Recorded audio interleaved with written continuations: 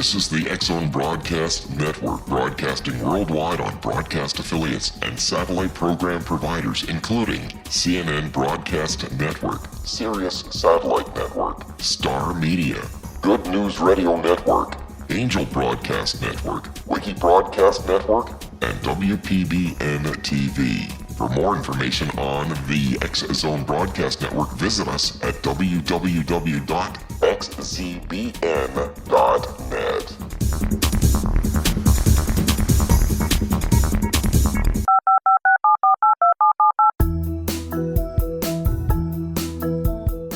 Did you know that when you're on the road with limited data or Wi-Fi, you can still listen to the X-Zone Radio Show with Rob McConnell, The Science of Magic with Gwilda Wiyaka, X-1, Dimension X, Space Patrol, and every minute of the X-Zone Broadcast Network by calling 213-401-0080, courtesy of Audio Now.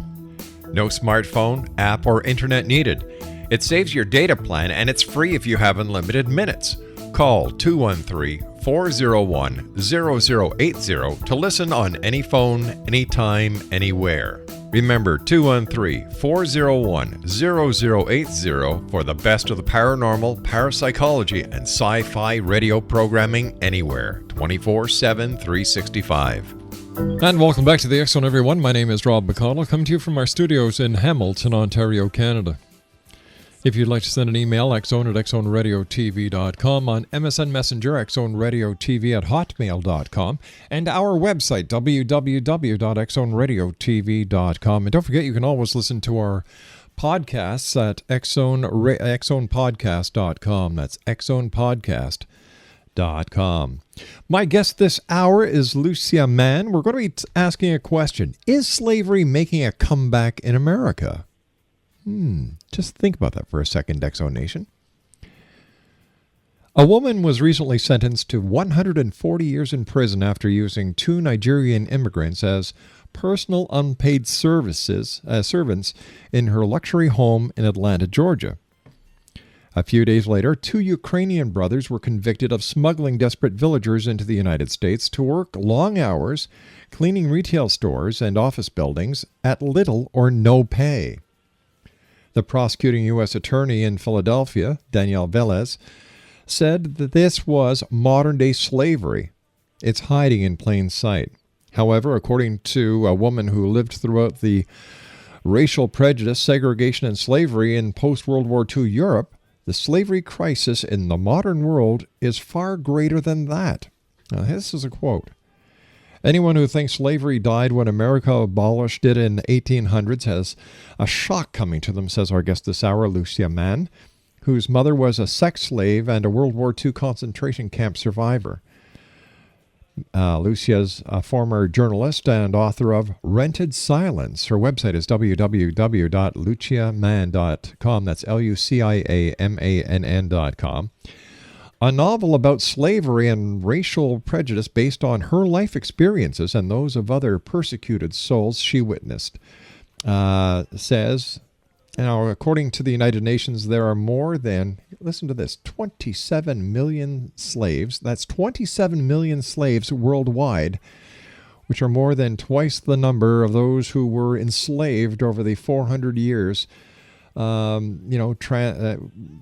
transatlantic slavery and transatlantic slavers actually trafficked humans to work in the Americas. 27 million slaves worldwide, X-Zone Nation.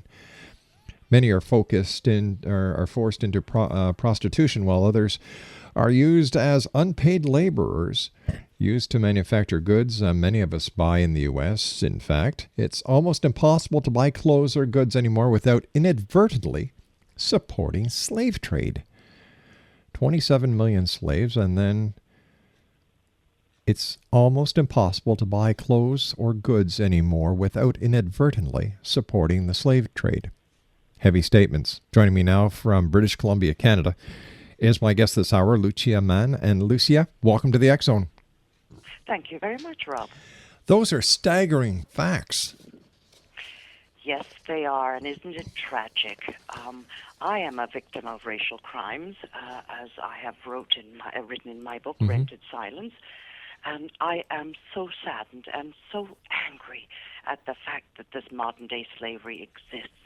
And I don't honestly feel that it's going to stop anytime soon unless we establish an awareness of this problem so that people can have a frame of reference for action.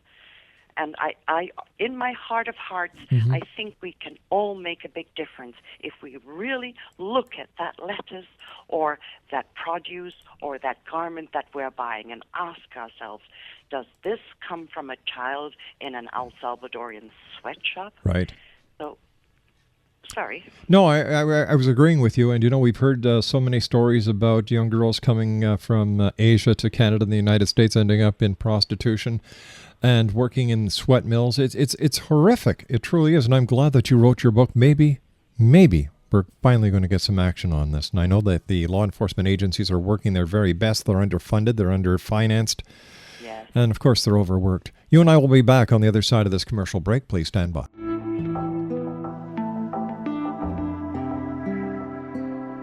Take a step back in time and discover old Florida cuisine at Marsh Landing Restaurant in Fellsmere.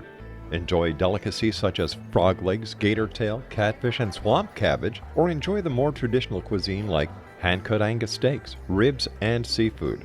Join us for breakfast with a southern flair featuring sweet potato pancakes, biscuits and gravy, and much more. Planning a party? Marsh Landing's private dining room can accommodate groups from 8 to 80 people. While you're visiting, enjoy the historic pictures, artifacts, and stories that line the walls. Marsh Landing is truly a unique experience. Marsh Landing Restaurant, 44 North Broadway in historic Fellsmere, or visit marshlandingrestaurant.com. Marsh Landing, old Florida cuisine at its best.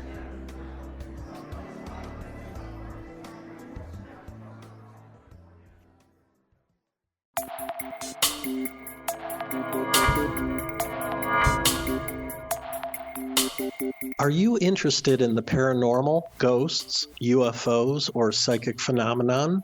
Join me, Tim Bartley, co-host of Talking to Spirits with Lightworkers Tim and Justina, coming mid-January 2017 to the XZBN. We will channel spirits live and talk to them, revealing all kinds of amazing information. Spiritual attachments will be found and removed on the show, and so much more. To find out when you can listen to Talking to Spirits with Lightworkers Tim and Justina, visit www.xzbn.net for listeners on both sides of the veil.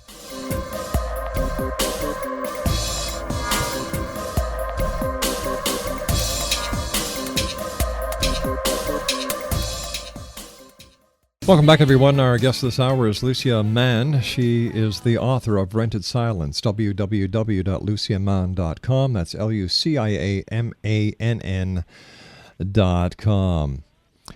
Let me ask you a few questions, if you don't mind, Lucia. And if you don't want to answer because they're too sensitive, please just let me know.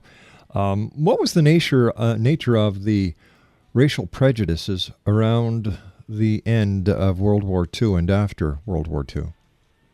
Well, I was raised during the brutal period in the British colonial history, just after World War II. Mm-hmm. And my mother was Sicilian, and I am, I would say, dark in pigmentation. However, because of the mixed blood, I and my mother were classified as coloreds. We were not given the status of being Caucasian or black. We were classified as coloreds, and therefore treated with oppression, the same as the black people of Africa were committed to.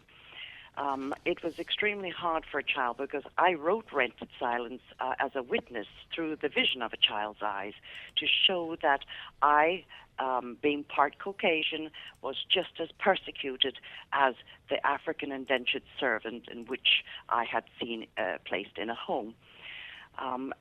Usually when a child is, they say children don't have memories from a very early age, which is incorrect.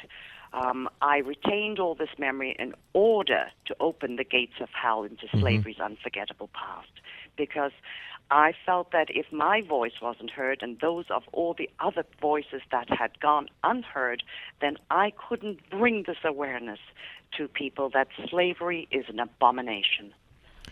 What experiences did you have with prejudice and slavery? Well, that spans many years. Most of my early years, my teenage years, before I went into United Kingdom. I will give you an example.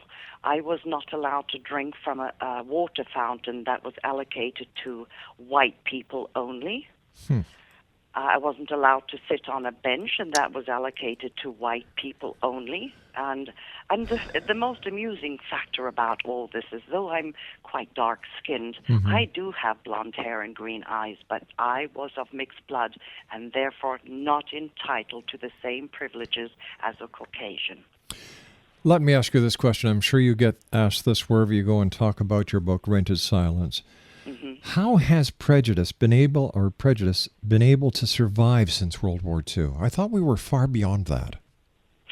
Because there will always be unconscionable folk. You know, like I said earlier on regarding goods and buying clothing, if there was no money to be made from enslaving people, it will end. Many innocent people become victims of prey, of prejudice by unconscionable folk. But while fear and anger are filling the cells and souls of these innocents, the rest of us can bolster their spirits and lighten their loads by having the guts to fight their fight and the heart to bring hope to humanity. Do you think that the governments of the world are doing enough to kibosh slavery? In my opinion, they are trying, but no, definitely not doing enough. They are not making it publicized. I mean, you'll get the odd, investigator who finds out about the woman who enslaved the Nigerians and so forth. There isn't enough exposure. If you were to be, if by some act of God, government, or whatever, you were in charge of the task force of alleviating, crushing slavery, how would you do that? Oh, that is a really tall order to give me. But I think I personally would inflict fines, monetary fines, or like this lady got the 140-year prison sentence. I would certainly make this a criminal, a felony, to enslave, or should I say the obscenity of one human owning another or making them bend at the will of the other. I think that it should be more criminalized. It should have more hefty sentences to bring out the shame of even owning another person.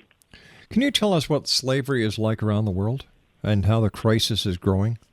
I have traveled extensively, and I've seen it practically in every country, including the third world countries. And it's a problem that is not going to go from my heart. But I personally cannot make a difference unless I collectively have everyone behind me voicing their opinions and their help in this matter. What feedback have you received from local government, federal government, or even the church on your stance? And do they want to get behind you? Do they want to help? Or do they just want to play the ostrich game by keeping their heads in the sand and saying the problem doesn't exist? The latter, the ostrich in the sand. Gosh. It's like an ugly blot on the calendar and you can't erase it. It's never going to go away and it's not going to stop anytime soon. However, it becomes sort of like a political argument all the time, whereas it shouldn't be political. It should be a modicum of humanity in every one of these rules or regulations or whatever they wish to impose on people. But I think their silence, as I have written in my book, Rented Silence, is what is more atrocious. When you were writing your book, Rented Silence, it must have been very hard for you because I'm sure that you relived everything that you went through, and I can tell just by talking to you that you're a very sensitive, you're a very empathic person. Well, yes, Rented Silence is based on real people and real events. However, I have had an author's license to dramatize. But it was a very brutal period, and I opened the gates of hell into slavery's unforgettable past. But I also wanted to inspire people that there is life after slavery. Yes, it was the most difficult.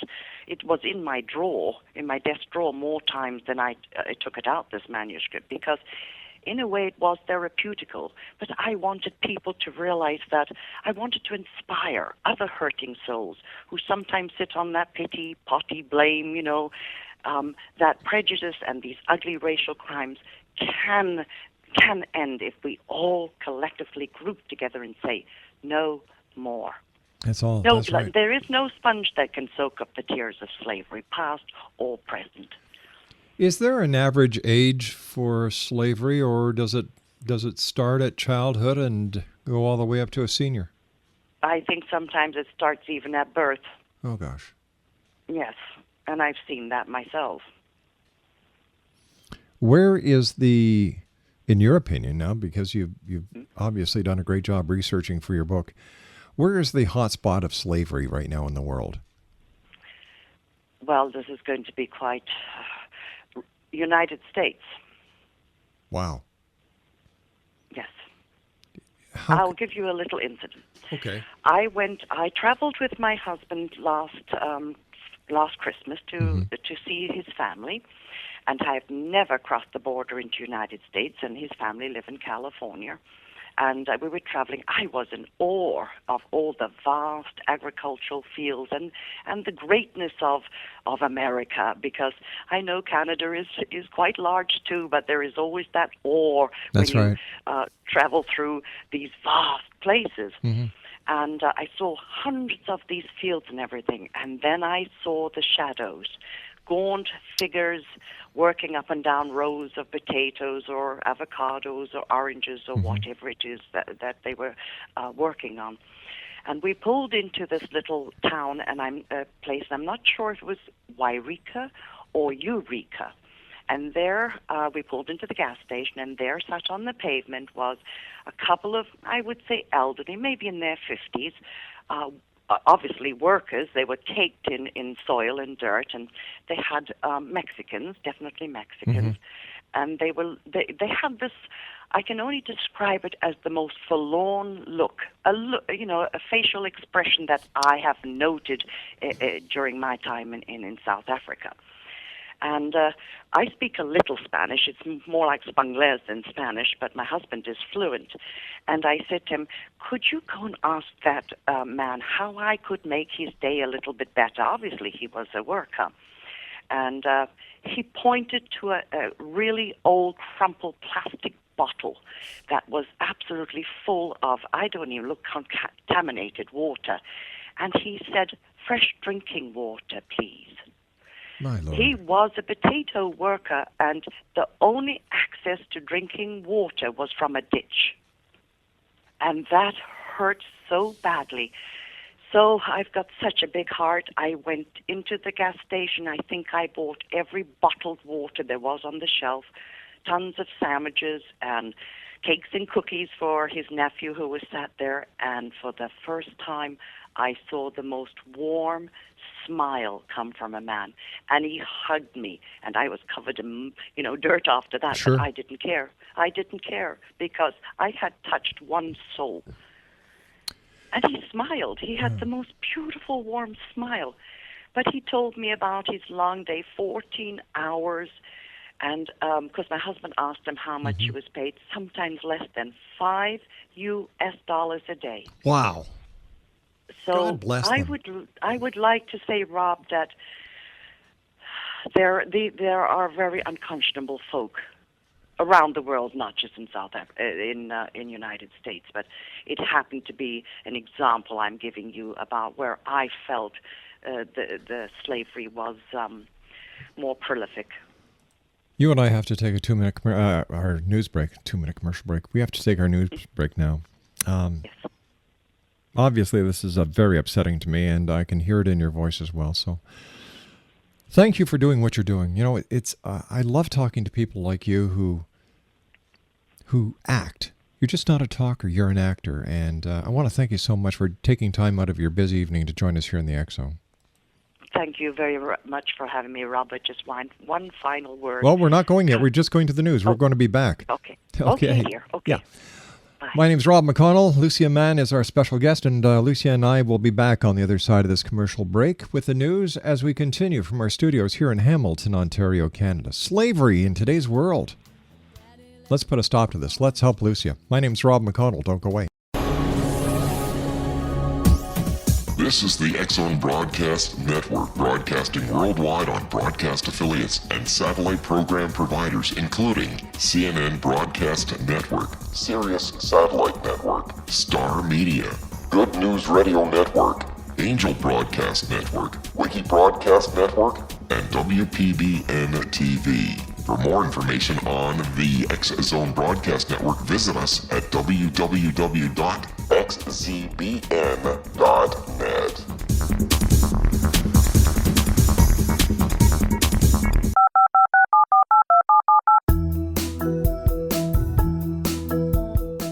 Did you know that when you're on the road with limited data or Wi-Fi, you can still listen to the X Zone Radio Show with Rob McConnell, The Science of Magic with Gwilda Wiyaka, X-1, Dimension X, Space Patrol, and every minute of the X Zone Broadcast Network by calling 213-401-0080, courtesy of Audio Now. No smartphone, app, or internet needed. It saves your data plan and it's free if you have unlimited minutes. Call 213-401-0080 to listen on any phone, anytime, anywhere. Remember 213-401-0080 for the best of the paranormal, parapsychology, and sci-fi radio programming anywhere, 24/7, 365. Exonation, is slavery making a comeback in America? Well, our guest is Lucia Mann, and she wants the world to wake up to a slavery crisis. She's written a book that is a must on your Christmas shopping list. If you want to make a positive change, if you want to get something done, if you want to be part of a solution instead of just sitting by the wayside with your head in the sand being part of the problem, get this book, Rented Silence. The website is www.luciamann.com. That's LuciaMann.com.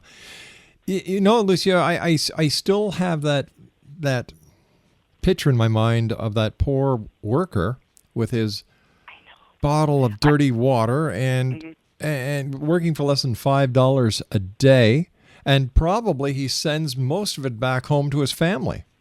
Oh yes, he did. He did tell me that. My husband translated for me, and that whatever pittance they make, it's to support. They have hungry families too back home, and he does. He sends it, and they were living rough. And I wouldn't even call it a shelter. It looked like a piece of tin, shoved over a bush. But it wasn't just that farm. I, after that, made my husband stop at every farm, and I thought probably going to get shot by the property owner. But I waltzed onto as many as I could on that route. We were actually about 4 days late getting to our reunion. But I was so... my heart was so heavy because I felt helpless. I felt useless. What could I do? I mean, yes, I could provide a drinking water, and I could provide his 14-year-old nephew with the Pepsi Cola. But what I couldn't provide them was hope. And it hurt really bad. So after that, I made a point of stopping wherever I could. Oh, of course, I'm not unaware of the panhandlers that are con merchants, because I went to Egypt many years ago, and there was this lady with her crippled child sat there, and around the corner was the Mercedes, and every time somebody gave them money, they went round the corner and it was handed to the father. So I'm not blind to the fact that there are a lot of scammers on the planet. But the people I spoke to, not all Mexicans, there were some Nigeria, there was from Nigeria, there were from Nicaragua, they were, all worldwide people, but everyone I spoke to didn't have the same, I feel sorry for myself, I'm wallowing in pity. They were all looking for that inspirational hope. And here was a lady who stood in front of them and said, I can give you water, but I can't give you hope. And that really hurt my soul. What and about? I wish. Sorry. No, I'm I sorry. interrupted you. No. I probably can talk the ears off a rabbit.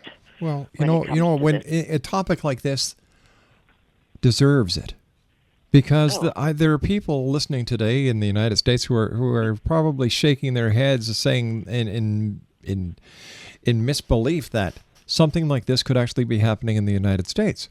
The great United States of America. And if it's happening in the U.S., it's happening in Canada, it's happening in Belgium, it's happening in London, it's happening all over the world. And we need to hear this. We need to hear this. 27 million slaves worldwide.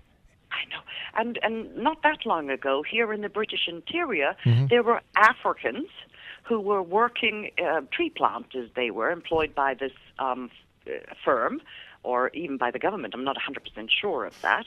However, they had the most appalling conditions. They were cramped into a van. They had to go into the bush to have their bathroom breaks. Yes. They drank from a lake. They were given peanut butter and I think it was just peanut butter sandwiches. That was their only meal. And the worst of it, they were unpaid. I do believe there has been some remuneration, but I'm not sure of the amount. But this is absolutely appalling in this day and age. We're talking about the year 2011 going into 2012, and this is still happening. Where is the conscience of these employers, and where is the long arm of the law?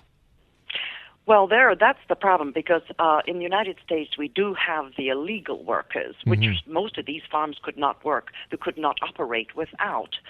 I'm not saying that they all are the same. I'm not going to tar every farmer with the same brush. But there are some who employ illegals under the radar, and they won't complain. Obviously, they won't complain. Whatever they get, they're absolutely happy to get. But here in Canada, all right, we do have illegals, but nothing like the mass that's in the United States. So if every owner has this heartless, unconscionable, reason to go and hire somebody so they can pay them $3 a day instead of the $5, that person should be accountable by law. They should have, I know that money is tight around this planet, but there should be investigations like a force team that go to these farms and check ever so often, or even in the British interior, because most of the fruit pickers and most of the tree planters are migrants. Yes. Unfortunately, and this is the truth, animals are better protected than people. Oh, absolutely. Absolutely. And that makes me mad. Yeah. I mean, I love animals. So do I. love animals, but we're human beings trying to survive with our fellow creatures, and yet we are sometimes treated despicable. Yeah. So it's really, really hard. I know when I was writing Rented Silence, I think there was more tears running down my cheeks than there was typed words, because I know in my heart I'm trying to make a difference, but will it do any good if I don't get everybody's backing? I think you're making insteps. I think that you are going to make a difference. Well, I really hope do. So, because I want so badly for everybody that has a warm, compassionate heart to make it their business. Report every suspected incident. I don't know if most police will shut their doors on this, because they might come out with something like, we can't do anything because it's not a criminal act. Yes, it is. It should be made criminal. Something that I read in the material that Rich sent us was after the hurricane in Haiti, the economy was so devastated with as many as 3,000 people sold into slavery right there in their own country. Yes, I researched that, Rob. I spent hours researching that, and my mouth was open half the time thinking, oh no, this can't be happening. But it is. It really is happening. I just wish everybody had the same conscience as I do. What is the United Nations doing to help fight this? Well, the little research I got is that they have set up a hotline, some sort of hotline for people to report. But the majority of them won't report because they usually don't have status, or they're desperate to hang on to that $5 because if they don't get that $5, they can't put food on the table. So I don't know if it's making an awful lot of difference. We have hotline for abused children. We have hotline for people who even want to stop smoking. Yeah. But we don't have a hotline for somebody to call in and say, I'm hurting, but I'm also scared. I'm frightened. I think they should have a hotline for homeless people, a hotline for hungry people, a hotline for people who are desperately looking for jobs and they have a family to support. Society just turns its back on so many people who are in need. Yes, because it's narcissistic. There is a lot of narcissism. It's like self-centered. I'm not saying everybody's like that. Goodness me, no.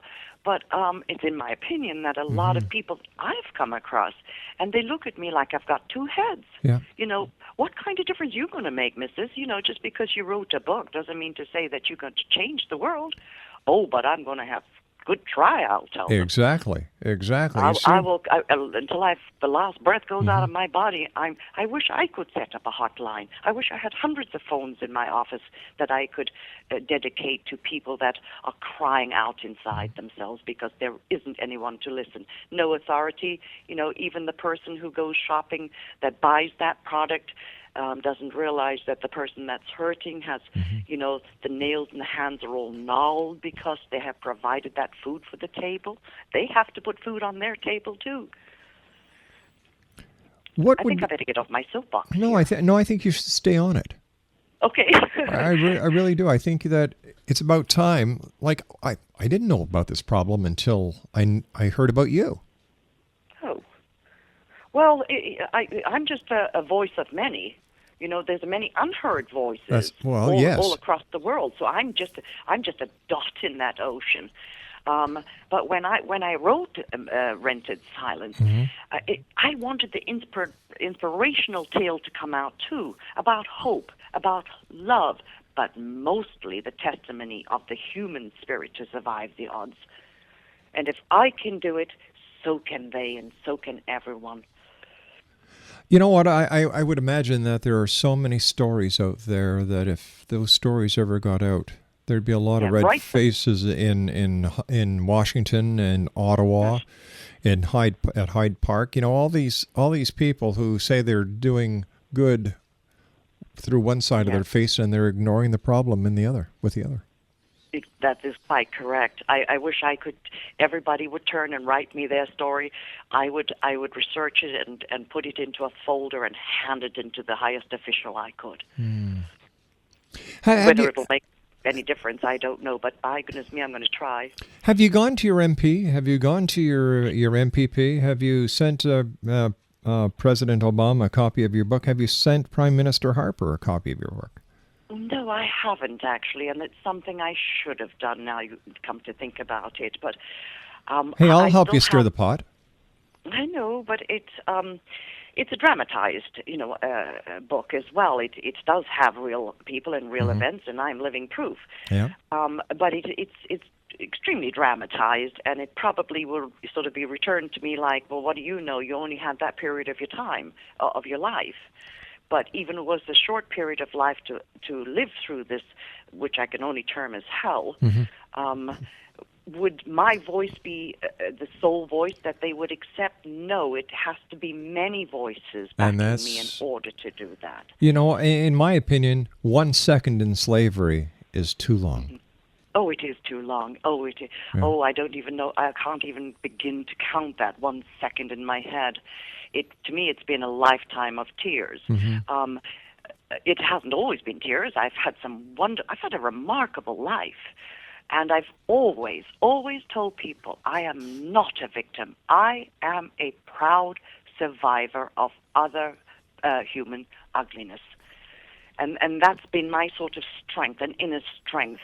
I mean, in my opinion, probably, I'm always going to be a little bit scarred inside, but I have a determination and an inner strength that will keep me going until there is no breath.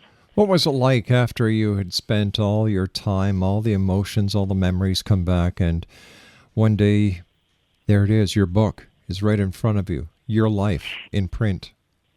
I haven't even read my own book, and I know that sounds rather strange, but No. I let go Mm-hmm. of everything and all the voices that I had known who could not be heard. I let it go. I let it go because I knew that someone else who would pick up that book and read between the lines would feel the suffering of myself and millions of others, hopefully. Well, it all starts with one footstep, and I think you're about 20 steps ahead of where you started from. Really? Yeah. Oh, well, there's always been that little self-doubt there, but I was proud, well, therapeutically to shut the book, but I've never been, it's never totally going to close in my heart. It'll always be there. Understandable. I don't think you could ever put it down. Human suffering is not something you can close a book on. Nor But should we. I want it to live in people's hearts. Like I said, if Sorry, you're I not, interrupted if you no, again. don't be silly. Like I said before, if you're not part of the solution, you're part of the problem. And the people who are the problems are who want to be part of the problem, unfortunately, are those people who could make the biggest difference. Yes, but they need motivation. They need to open their hearts first. They need to see. They need to relate. I mean, I don't expect everybody to understand how difficult it was to be raised in an era of brutality. However, if you open your heart and imagine, try to walk in that person's shoes or millions' shoes, you might get a sense of the wrongdoings. Lucia, you and I have to take our final break for this hour. Please stand by. Great talking to you. Congratulations on a book well done. A message that has to get out there. Thank you. Exonation, the name of the book is Rented Silence. This is the website, www.luciamann.com. That's LuciaMann.com. And we'll be back on the other side of this commercial break as we continue from our studios here in Hamilton, Ontario, Canada. My name's Rob McConnell. Whatever you do, don't go away. 19 Sergeant Central. 19 Sergeant check. Officers on the scene. Hi, I'm Larry Lawson, host of Paranormal Stakeout. With over 36 years in law enforcement, I have learned a few things. The most important is the proper gathering and preservation of evidence is vital to putting the bad guy behind bars. It's no different in the world of paranormal investigation. Whether it's the search for the afterlife, cryptozoology, UFOs, and extraterrestrials, how we gather the evidence, preserve that evidence, and present it to a jury of our peers will make the ultimate difference in proving the existence of worlds and entities that are beyond our imagination. Join me, Larry Lawson, every week on Paranormal Stakeout when, along with my guests, we'll take a journey to prove with indisputable evidence what man has struggled to believe for centuries. Go to xzbn.net for the broadcast schedule and check me out at paranormalstakeout.com.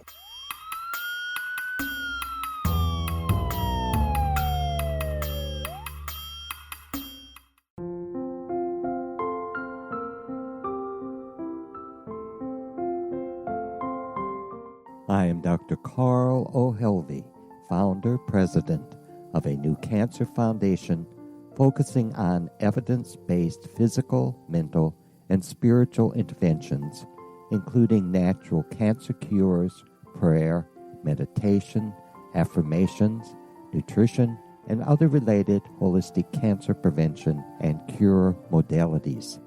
These are used in cancer education, research, and financing care. I ask for your help to continue this important work by donating at www.holisticcancerfoundation.com.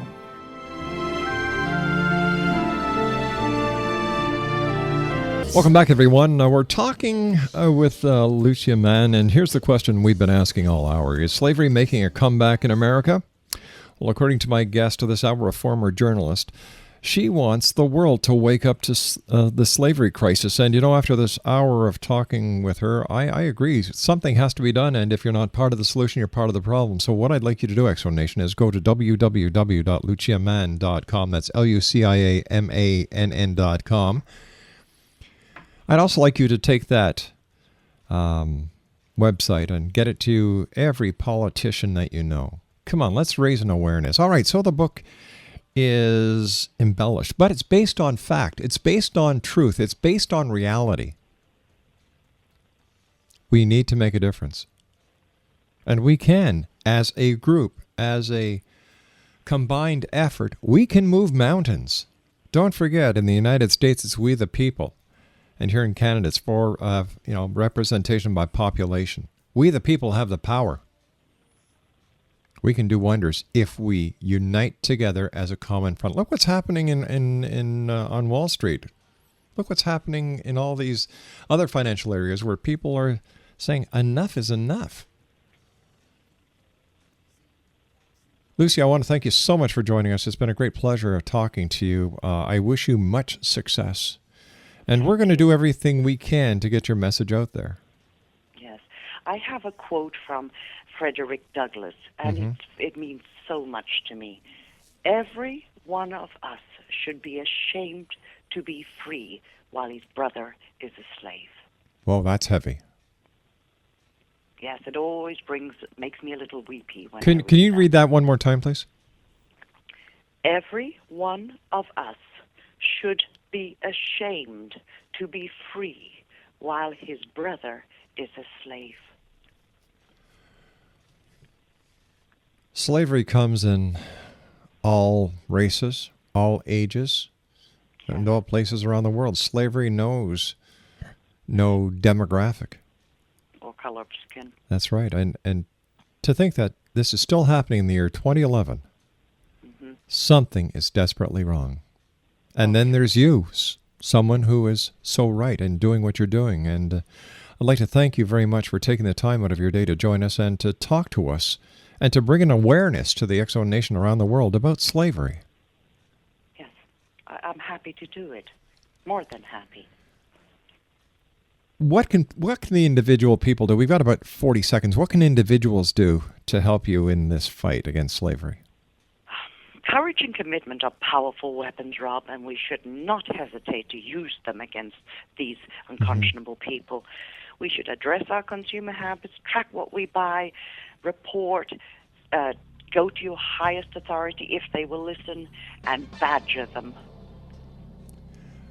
For the people, by the people, and representation by population.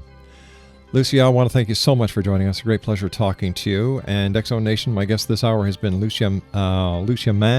Her website is luciamann.com, and she is the author of Rented Silence. I'll be back on the other side of this commercial break with the news at 6.5 minutes past the hour as the X-Zone continues. Right here and around the world from our studios in Hamilton, Ontario, Canada. Don't go away.